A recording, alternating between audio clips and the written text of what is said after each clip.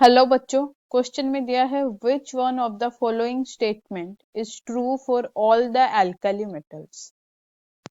Coming to A में हमको दिया है their nitrates decompose on heating to give NO2 and O2 gas.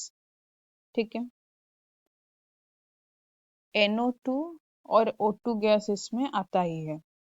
ठीक है, so when 2LiNO3 is decomposed, it gives rise to Li2O plus 2NO2 plus half O2. So it is true for lithium, we can see that. But in case of other metal nitrates, so in case of other metal nitrates, that is MnO3, these on decomposition give rise to MnO2 plus O2.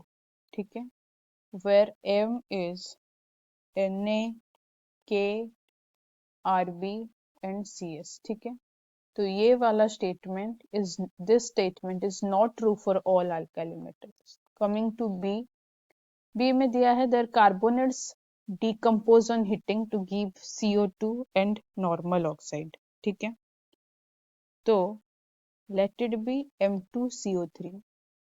M2CO3 decompose होने में हमको क्या दे रहे हैं, CO2 and normal oxide, but they don't decompose where M is NaK again rubidium caesium except for lithium. Lithium का जो carbonate जो होता है वो हाई हीट पे डिकम्पोज होता है, तो ये वाला स्टेटमेंट भी इनकरेक्ट है।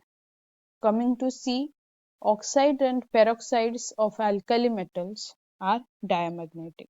ठीक है, तो ये वाला स्टेटमेंट करेक्ट है, that is M2O and M2O2 that are oxides and peroxides of all alkali metals are diamagnetic.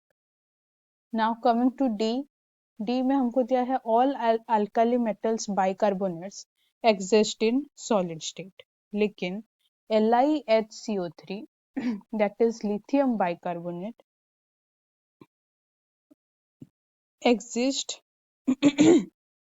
ये सॉलिड स्टेट में एग्जिस्ट नहीं करता।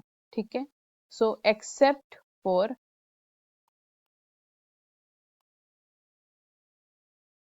for lithium bicarbonate, all other alkali metal bicarbonates exist in solid state. तो ये वाला statement भी incorrect है। So the only true statement for all alkali metals will be option C. Thank you.